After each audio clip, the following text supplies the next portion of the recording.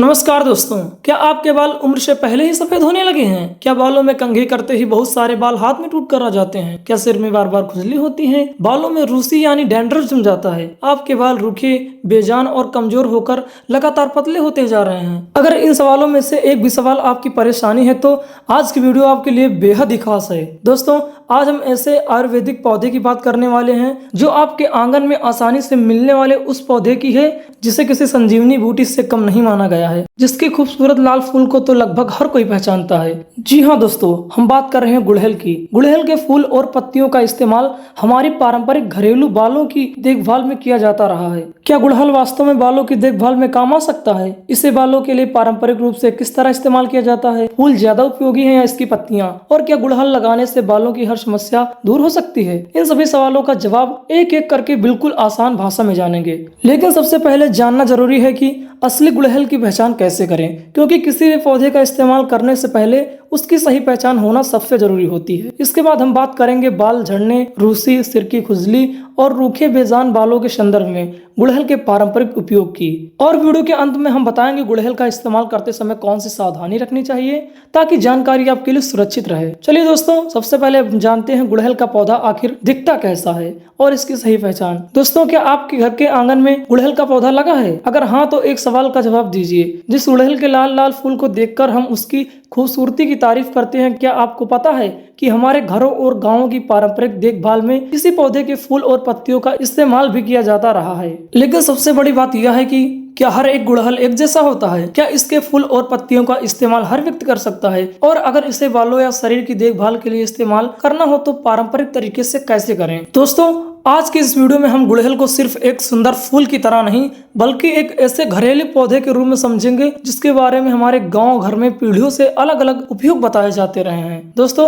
सबसे पहले हम जानेंगे इसकी सही पहचान कैसे करें, फिर बात करेंगे इसके पारंपरिक रूप से किन समस्याओं में इस्तेमाल किया जाता रहा है, उसके बाद हम जानेंगे इसके घरेलू और पारंपरिक उपयोग, और आखिर में हम बताएंगे कुछ ऐसी सावधानियां। इसीलिए वीडियो को आखिरी तक जरूर देखिए, क्योंकि अंत में मैं आपको बताऊंगा कि गुड़हल का इस्तेमाल करते समय सबसे बड़ी गलती कौन सी नहीं करनी चाहिए। गुड़हल एक झाड़ीदार पौधा होता है जिसे लोग अक्सर घर के आंगन, बगीचे, खेतों के आसपास या गमलों में लगाते हैं। इसकी शाखाएं काफी फैल सकती हैं। इसके पत्ते सामान्यतः हरे, चिकने और किनारों से हल्के दांतेदार होते हैं। और इसकी सबसे बड़ी खास पहचान यह होती है कि इसका बड़ा और आकर्षक फूल। लाल गुड़हल सबसे ज्यादा देखने को मिलता है, लेकिन गुड़हल ही अलग अलग किस्मों में फूलों के रंग और आकार में अंतर हो सकता है। फूलों के बीच एक लंबी नली जैसी संरचना दिखाई देती है जिस पर पराग वाले हिस्से होते हैं। अब यहाँ एक बात बहुत ध्यान से समझिए, सिर्फ लाल फूल देखकर किसी पौधे को औषधीय पौधा मान लेना सही नहीं है। दोस्तों, किसी भी घरेलू या पारंपरिक प्रयोग से पहले पौधे की सही पहचान होना बहुत जरूरी है।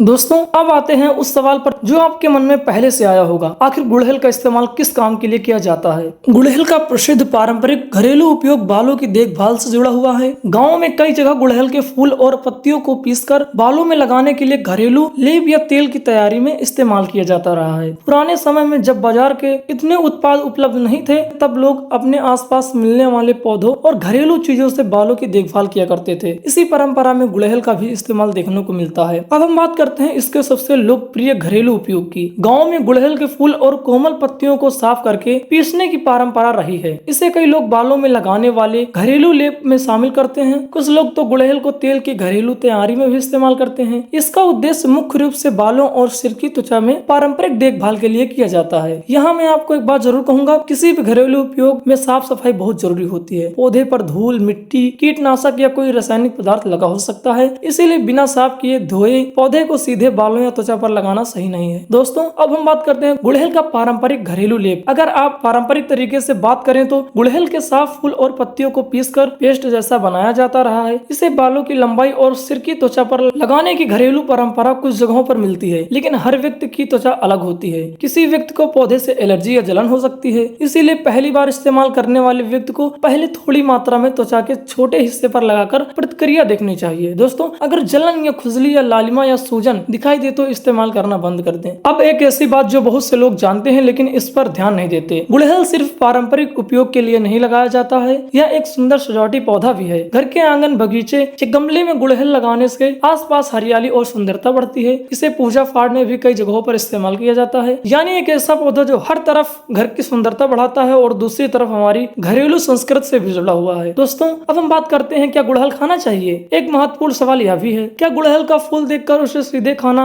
शुरू कर देना चाहिए? नहीं, किसी पौधे का पारंपरिक उपयोग सुनकर उसे सीधे खाने की सलाह देना सही नहीं है। गुड़हल की अलग अलग प्रजातियां और किस्में हो सकती हैं और पौधे का इस्तेमाल भी अलग अलग परंपराओं में अलग तरीके से किया जाता है। इसीलिए अगर आप गुड़हल का सेवन करने के बारे में सोच रहे हैं तो पहले पहचान लें और योग्य विशेषज्ञ से सलाह लेना बहुत ही आवश्यक है। किसी भी देसी पौधे की जानकारी अधूरी है अगर उसमें सावधानी बताई जाए। दोस्तों, अब हम बात करते हैं जिसके लिए मैंने आपको वीडियो के आखिरी तक रोक कर रखा था। गुड़हल देखकर यह मत सोचिए कि जितना ज्यादा इस्तेमाल करेंगे उतना ज्यादा फायदा होगा। यह सोच बिल्कुल गलत है। प्राकृतिक चीज भी गलत तरीके से इस्तेमाल करने पर समस्या पैदा कर सकती है। इसीलिए यूट्यूब या सोशल मीडिया पर किसी भी नुस्खे को देखकर बिना अपनी स्थिति समझ के उसका सेवन नहीं करना चाहिए। हमारा उद्देश्य आपको जानकारी देना है। पारंपरिक ज्ञान का सम्मान जरूर करें लेकिन उसके साथ आधुनिक चिकित्सा और मॉडर्न साइंस के साथ भी जुड़े रहें। तो दोस्तों, अगली बार जब आपके घर के आंगन में गुड़हल का फूल खिले तो उसे सिर्फ एक खूबसूरत फूल समझकर मत देखिएगा। एक बार सोचिएगा कि हमारे गांव की परंपरा में इस पौधे का इस्तेमाल आखिर कैसे किया जाता होगा। लेकिन याद रखिए, सही पहचान और सही जानकारी और सही सावधानी, इन तीनों के बिना कोई भी घरेलू नुस्खा